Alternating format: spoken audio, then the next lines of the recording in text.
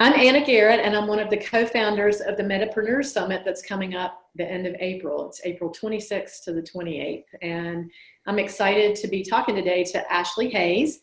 And Ashlee is one of our speakers this year, and she's going to talk about being comfortable with being uncomfortable. So this is a topic that is very near and dear to my heart because as a business owner, this is one of the big hurdles that people have to get over in order to put themselves out there and grow their business. So Ashlee, I'm so excited to have you. Welcome. Yes, thank you. This is so fun. I'm glad I can join you this morning and we can chat a little bit more about Medipreneurs coming up. So pharmacists are not notoriously risk takers. So I'd love to hear a little bit about how your path to entrepreneurship unfolded.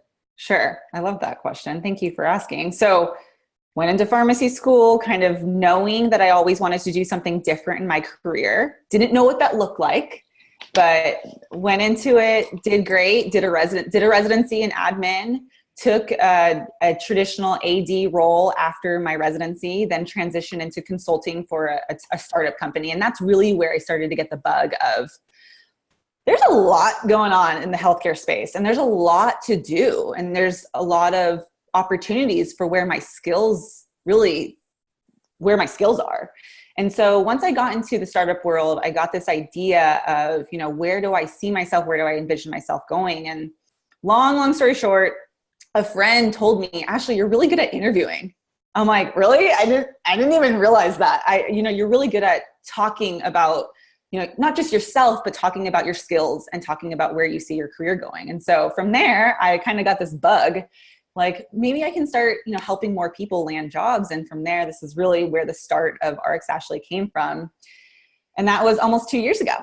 So I've been in my consulting space for over 6 years now, but really in my own business for just about 2 years, coaching officially, and then under my own entity, my own business for just over a year now. Okay. So what services do you offer? To just kind of describe your practice a little bit. Sure. So 3 big packages, services specifically. I do business coaching. So if someone has an idea and they want to see it come to fruition, and with marketing and development, I specifically help them with that. 2, career pivots. So specifically for pharmacists, going from one entity, one career path to switching over, pivoting over to a different path. I support them through that just with real career strategizing. So that's really where the pivots stem from, and just supporting pharmacists. And then 3, interview prep.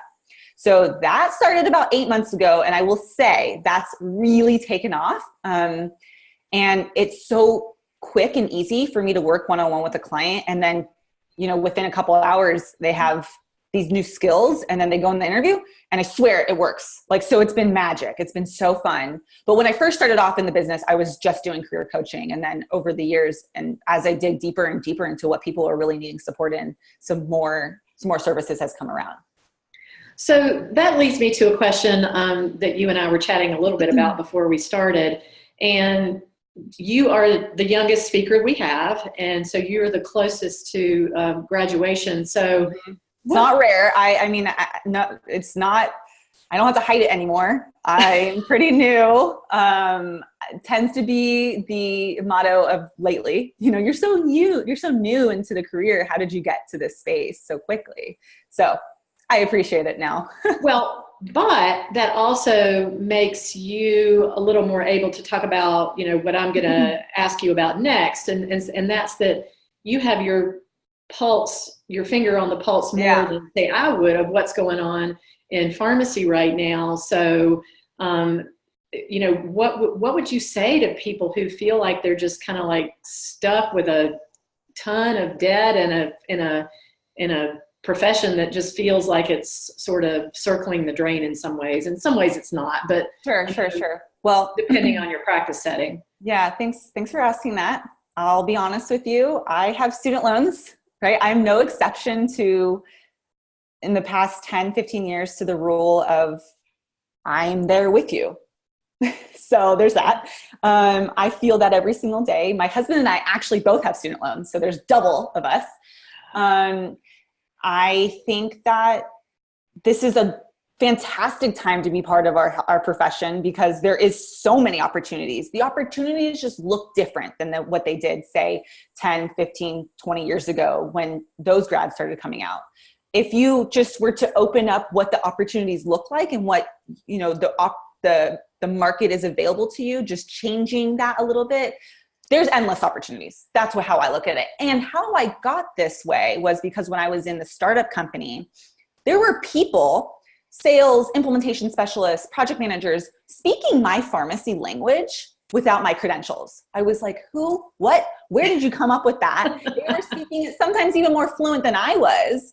And I learned from them like, maybe if I just bend the definition of what I think a pharmacist should be doing, that's when I started to realize like, hey, I kind of have a thing going on here. So that's what I want to really not preach, but like communicate and educate to the pharmacy community is got to change up your mindset a little bit. Absolutely. So that kind of brings us to your topic. What are you most excited about when it comes to your topic? Oh, well, endless things. But first and foremost, the reason why I wanted to come to the conference and the reason why I'm traveling from California all the way out to the East Coast is because of you guys. I really believe in what Anna and Sue and Michelle are putting together. I think it's a huge opportunity. It's a huge gap in the profession right now, getting like-minded people together, really so focused on entrepreneurship. That's huge.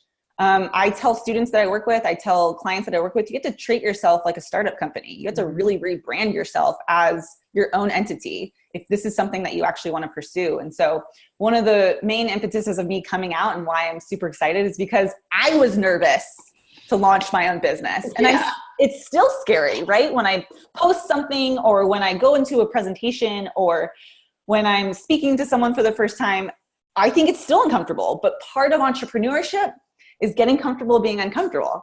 So, and that's literally my motto. It's on my business card. It's on everything because you really got to push the envelope. And that's what I want to tell the guests and the audience is that's just part of doing business, constantly growing, constantly changing. And that's really why I wanted to work with you guys because I just love this topic too. I think it's so critical to success and to pushing the envelope in your career. So who is the perfect person to choose to come to your workshop among our attendees? I think anyone who's trying to elevate their careers, anyone who wants to do some moving and shaking in your own either business or in your own company, whether or not you are working for someone or whether or not you want to work for yourself, this really is applicable to everyone. Absolutely. But you have to be willing to actually commit to being uncomfortable, right? If that is what's going to stop you from growing, then I'm not sure you're going to be interested in my talk because I'm going to push you. But I think that the attendings, they're traveling to come see us talk. I think that they're ready to commit to this leveling up their career. And I want to support them in that. Just giving them some tools and some techniques to get there. Well, it's really exciting to see the West Coast people start to come this year because I think we went as far west as Texas last year, and now we've got Oregon, we've got California. I've had some friends reach out to me saying, I'll see you there. I'm like, oh my gosh, you're traveling from Orange County? This is awesome. Yeah, we've got Canada, so we are international. And you are movers and shakers yourself, and I want to support you more and as much as possible as I can in this too.